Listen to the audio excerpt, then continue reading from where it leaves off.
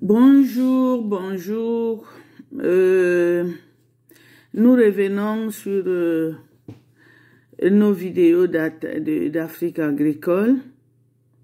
Nous revenons sur les plateaux et comme je vous avais dit, chaque fois, on doit être sur les tableaux pour donner les informations par rapport à l'élevage, par rapport à l'agriculture, pour permettre à ce que les gens aient les informations de pointe pour pouvoir produire, pour pouvoir promouvoir l'agriculture et l'élevage. C'est un métier qui est important parce que ce métier-là permet de manger bien, d'avoir une bonne santé.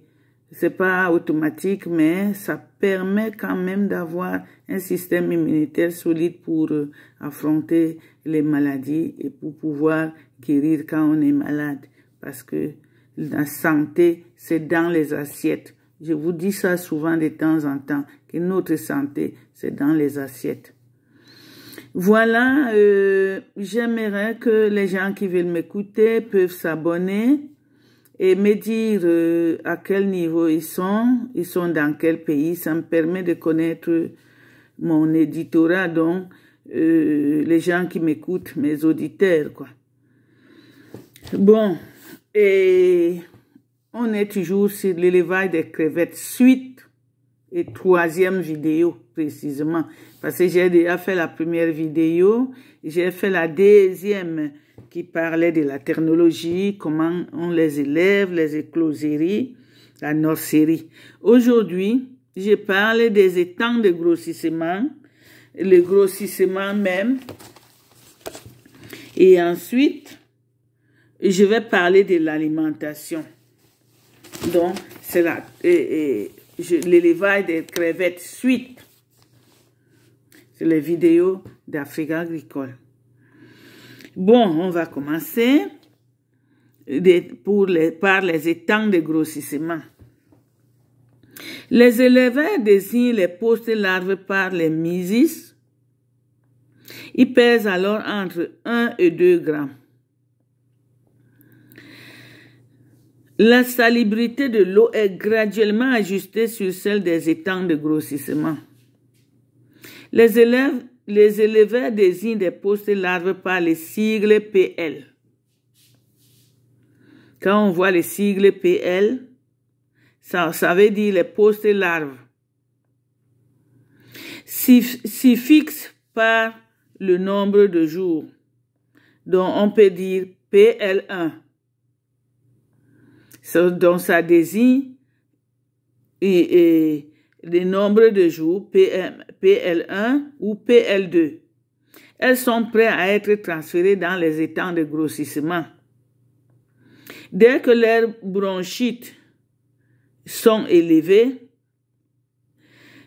ce qui se produit vers le stade de PL13 à PL17, parce que les bronchites s'élèvent et sont bien élevés à partir de PL13 ou PL17. Donc, ça veut dire 13 jours, 17 jours. Environ 25 jours après l'éclosion, le passage à la nurserie n'est pas absolument indispensable, mais il est privilégié par les nombreuses exploitations. Car il permet une meilleure utilisation des aliments. Améliore l'homogénéité en taille, contribue à une meilleure utilisation des installations et peut se réaliser en environnement contrôlé pour augmenter les rendements.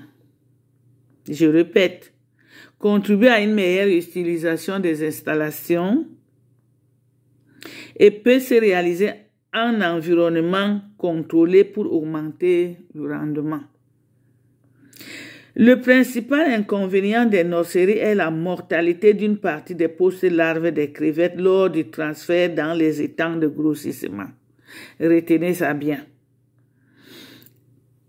Le principal inconvénient des nurseries est la mortalité des crevettes lors du transfert dans les étangs de grossissement.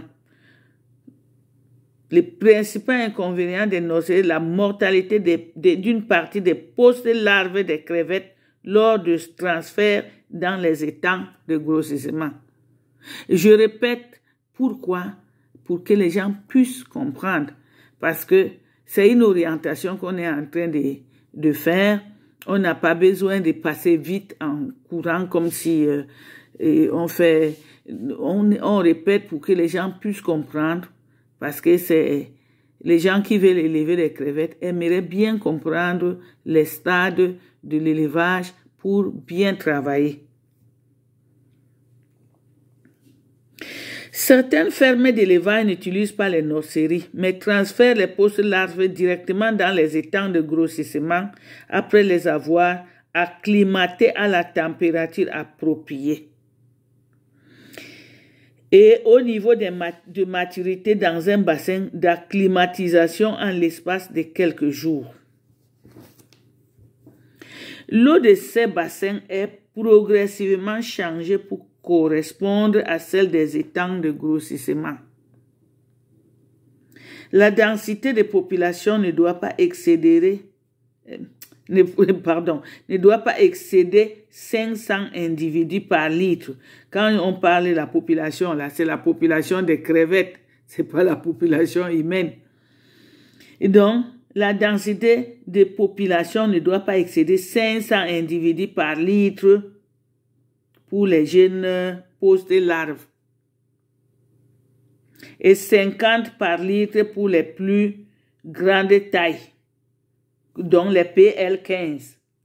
C'est les petites tailles qui peuvent aller à 500 par litre, mais les grandes tailles, qui sont les PL15, doivent aller à 50 par litre pour les plus grandes tailles, puisque PL15 c'est plus grande taille.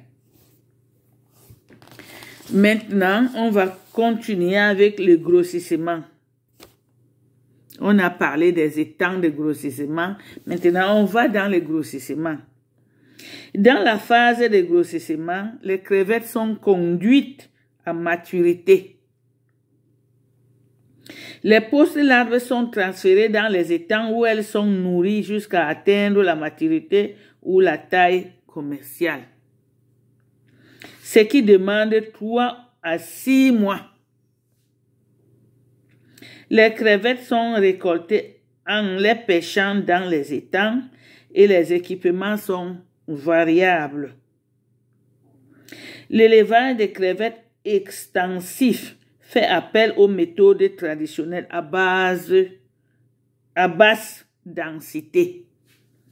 Ces densités sont variablement citées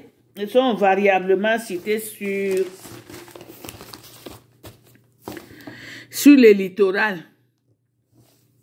et souvent dans les zones de mangroves. Les étangs vont de quelques hectares à plus de 100 hectares.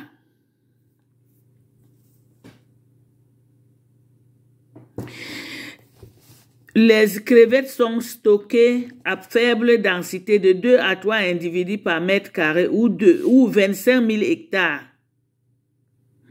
Les marais assurent un certain échange d'eau, ce qui donne la possibilité aux crevettes de se nourrir d'organismes naturels présents dans l'eau. Dans certaines zones, les éleveurs peuvent élever les crevettes de façon naturelle, en ouvrant simplement la vanne et en laissant entrer les larves de crevettes naturelles, plus répandues dans les pays pauvres. Les élevages produisent 50 à 500 hectares. Le coût de production est limité.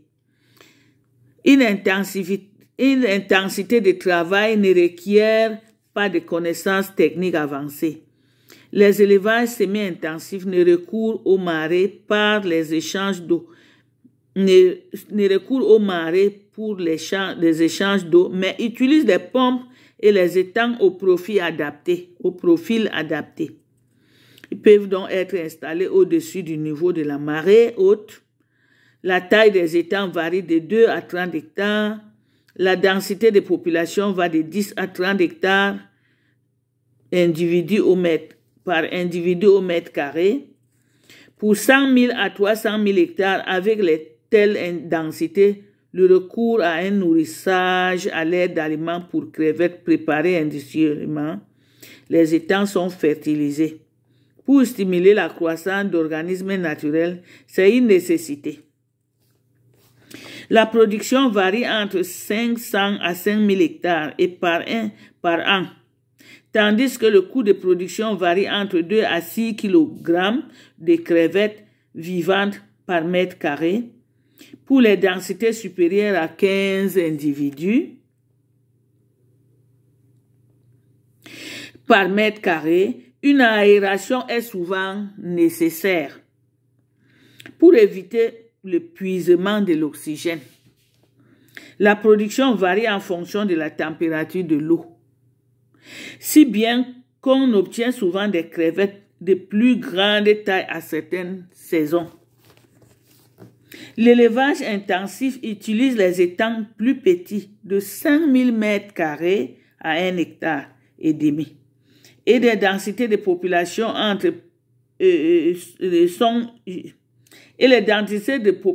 encore plus importantes. Les étangs sont gérés de manière active. Ils sont soumis à des échanges d'eau importants pour éliminer les déchets. Et maintenant, la qualité de l'eau et les crevettes sont alimentées avec les aliments spéciaux utilisés en général sous la forme de granulés.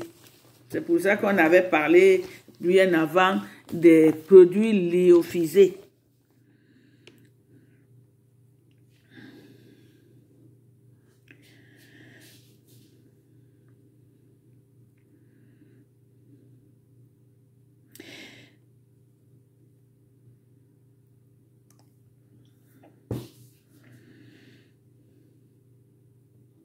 Ces formes ont alors une productivité allant de 5 000 à 20 000 kg par hectare et par an. Quelques fermes hyper-intensives peuvent produire jusqu'à 100 000 km par hectare. Et je vais dire 100 000 kilos, je vais dire kilogrammes. Je m'excuse. Parce que quand j'ai dit ces formes ont une productivité allant de 5 000 à 20 000 kg par hectare et par an. Quelques fermes hyper-intensives peuvent produire entre 100 000 kg par hectare par an. Elles nécessitent des installations spéciales, techniquement avancées et un personnel hautement qualifié pour suivre en permanence la qualité d'eau et d'autres paramètres des étangs. Le coût de production est de l'ordre de 4 à 8 kg de crevettes vivantes.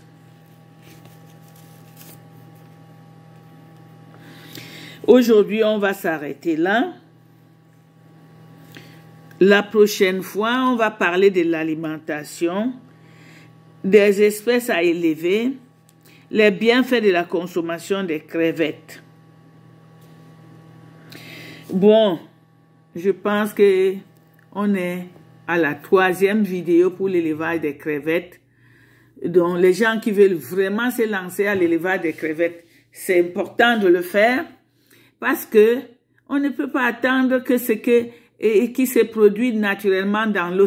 La population augmente tous les jours et les gens ont envie de manger. Et d'autres ont envie de gagner de l'argent. Donc, qu'est-ce qu'il faut faire? Il faut élever les crevettes et vendre.